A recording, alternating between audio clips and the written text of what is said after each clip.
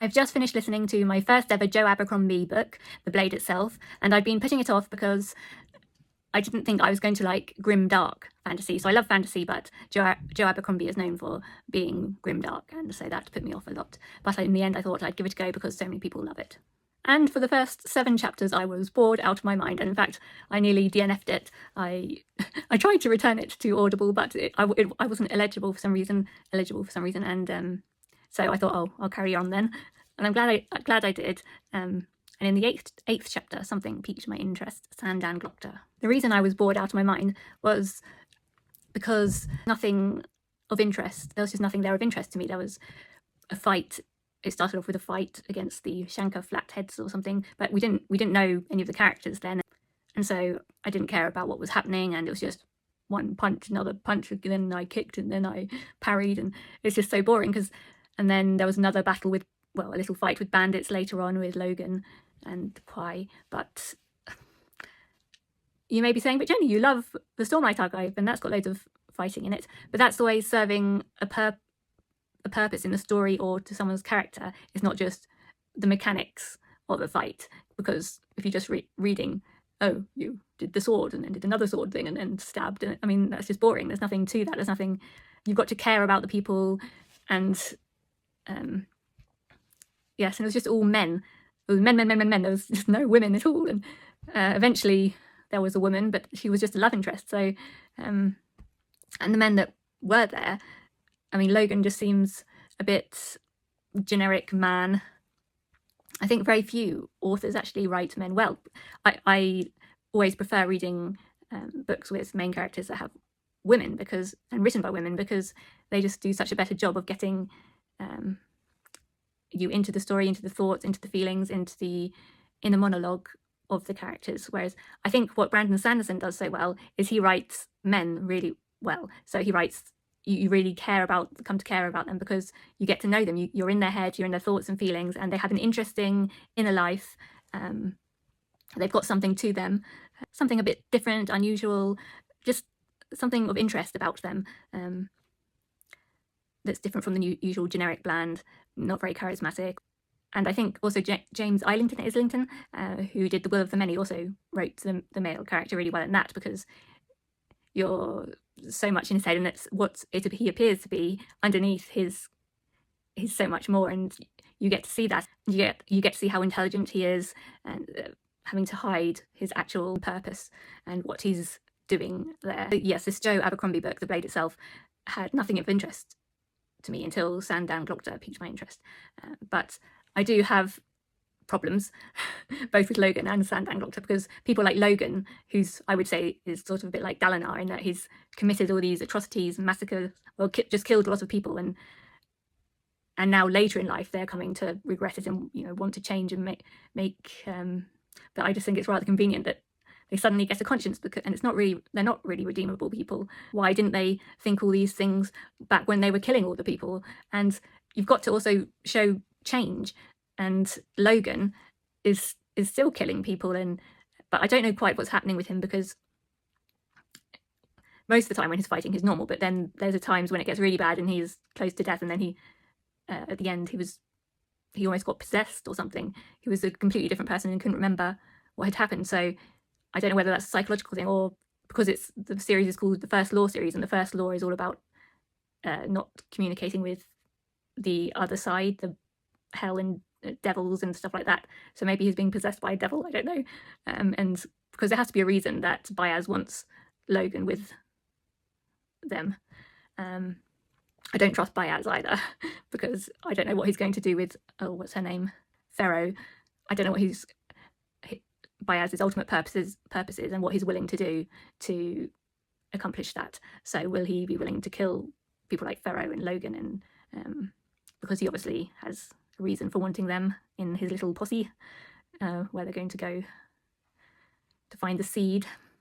So I did find it quite slow, and I like plot heavy books, and this is character driven, but the characters weren't really my sort of bag, so they were a bit dull for me. There wasn't sparking interest, but I'll go on to say what did spark my interest with Sandan Glockter. But it's interesting comparing Logan and Sandan Glockter, because Logan has done all these terrible things and is trying to now sort of be better, but Sandan Glokta had lots of terrible things done to him, and now is, well, he's a torturer and just a very unpleasant person, but his thoughts are very interesting, and you're having to hold the knowledge that he's this awful person who tortures people, but you actually sort of like his thoughts. So it's hard to square those two together. Glokta says, when he's thinking about Severard, he says, every man has his excuses, and the more vile a man becomes, the more touching the story has to be. What is my story now, I wonder? And it's because Glokta has been tortured, and he's now sort of using that sad story, and he feels so sorry for himself, and as an excuse for everything that he's doing. And it's one of the biggest myths that people who have been abused become abusers, when it's actually, percentage-wise, it's actually less likely that people who are abused then go on to hurt other people, because they know what it's like themselves, so they're less likely to do that to other people. So that's one of the biggest myths surrounding abuse. I find it interesting, the mirroring that Joe Abercrombie is doing between Logan and Sandan Glokta, especially with the language. So when this is an instance of when he uses the same phrase in two instances involving them separately. So this one is Logan, when he's in the rain and he's carrying Kwai over his back, hungry and tired and in pain. He says, "You have to learn to love the small things in life, like dry boots. You have to love the small things when you've nothing else." And then Sandan Glokta, the heat was getting into the leg now, and the pain was subsiding. Not gone, never gone, but better, a lot better. Glokta began to feel almost as if he could face another day. You've got to learn to love the small things when you've nothing else, like a hot bath. You have to love the small things when you've nothing else. So that repeated phrase for both of them, Logan and Sandan Glokta, you have to love the small things when you've nothing else. And if you know anything about my situation, having lost everything, it's very true. You've got to hang on to those small things, and you latch onto them, and those things will pull you through. And it could be the tiniest things, and things you never even think about or think of as a good thing, but then they're suddenly everything. And as much as I don't want to find this awful torturer relatable, I think quite a lot of people who were maybe formerly once healthy and then became ill, and their lives have just completely changed, and have been ill for instance, I've been ill it's very seriously ill for over 20 years, can relate to some of the things he's going on about, because he's been completely disabled by the torture that he's been through. And this quote, "He remembered, but the memories were weak now, colourless, faded, the memories of another man, a dead man. My life began in Gurkhal in the Emperor's prisons. The memories since then are much more real, stretched out in bed like a corpse after I came back, in the darkness, waiting for friends who never came." And that before and after, that before person and the after person, that I think will be very familiar to anyone with a chronic illness, and in the darkness, waiting for friends who never came. I think lots of people with chronic illness find that friends fall away, and not in the first few years. They tend to try and hang on in there, but after, if you're ill longer than that, then they will gradually fall away. And not for things like cancer, where they'll rally and be supportive and cook you meals and things, because that's usually a shorter period of time. It's for a few years, and then either you get better or you don't. And but for longer illnesses, yes, the friends don't stick around, and it's very isolating. But yes, the memories of before and after are something very familiar. So Sandan Glokta had been this magnificent fencer, and respected and loved in his younger days, before he went a specific battle and got captured and then tortured for years in a prison. And now just physically so he's been crippled, and there's lots of things wrong with him. And so he's always looking backwards to what he was before, and comparing to what he is now, and how could it have come to this, and how magnificent I was there. But I really related to Glokta in many ways, and there was this is a tiny example of, because he hasn't got teeth in his upper, he has got teeth in his lower, where he hasn't got teeth in his lower, he's got in his upper. So that's what the torturers took. They took the teeth out so he'd never be able to chew anything, and so he has to just eat liquid food. And things like porridge, and that's my life. I can't chew or swallow. I have to just have liquidized foods. And this was a little exchange which is quite familiar. "Do you want anything else, sir?" And Sandan says, "Absolutely, a big half raw slab of meat and a nice crunchy apple." And he says, "How many times have I made that joke? A man has to have hope, doesn't he?" Does he? I've made jokes like that because my mum says, "Would you like anything else?" And then I would say, "Oh yes, fish and chips and all these lovely things, pizza and all these things I'd love to have and can't." And this was another quote that really hit close to home. "A searing, pulsing furnace of pain. He expected pain, of course, every moment of every day.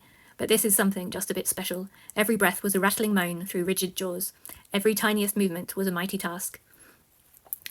And that's just so familiar when you're struggling to just survive and stay alive and breathe and swallow and speak, when everything is the biggest, mightiest task. And he's looking back to when he was able to run up and down all those steps when he was training for the contest, which he won all those years ago, and he took them 3 at a time without a second thought. And as a person who was very athletic, very healthy before this all happened to me, yes, that's very familiar. But then I just can't understand, because he's sort of so he tortures these people and he just becomes so deadened and has no empathy or mercy, or there's these two sides to him which don't fit together for me. I don't think those two things could fit together in the same person, because someone who has these kinds of thoughts wouldn't be like that. They wouldn't be able to. So I don't think that he's a character that could actually exist.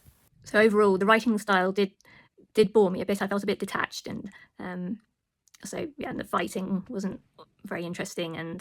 But there were special bits, like there was a scene where Glocta and the Archlector were sitting on a bench by the lake in the park, having all these very sinister, shady machinations, and that was juxtaposed within the lake next to them were these young people messing about in a boat and falling off, and it was a beautiful day, and just that juxtaposition of those two things. And so his writing is clever, and he does mirror things, like at the beginning and at the end. Logan begins with hanging off a cliff with fighting the flatheads, and then at the end he's like hanging off the stands which are being demolished after the contest, those stands, and he's hanging off the edge of those. So there is a lot of mirroring, and I don't know why there's such a lot of mirroring between Logan and Sandan Glocta.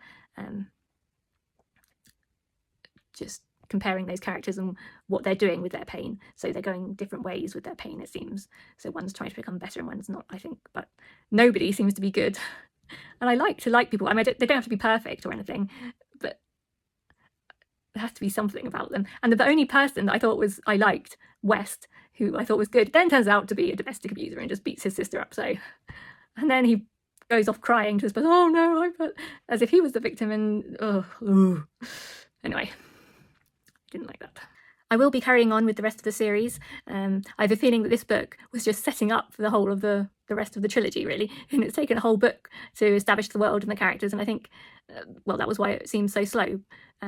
And I often think that adult authors writing for adults could take a page out of authors who write for children and teenagers, because they have to, not only do they have to world build, but they have to hook people immediately, so they can't be slow or boring, but they also have to world build at the same time, and they're very good at doing that, and they're very talented at doing that. And I think that skill needs to be maybe taken up by some of these adult fantasy authors as well, because it is possible to do both at the same time, build a world and characters deeply and richly, as well as not boring you to tears. So yes, this book was, I found, slow and boring at times, but I can see the potential there, and I can see how it now is going in 3 directions, and how it could get good. If you enjoyed this video, I would really appreciate it if you'd consider going to gofundme.com/SaveJenny, where I'm fundraising for my life-saving neurosurgery that's not available to me here in the UK for complex EDS patients like me.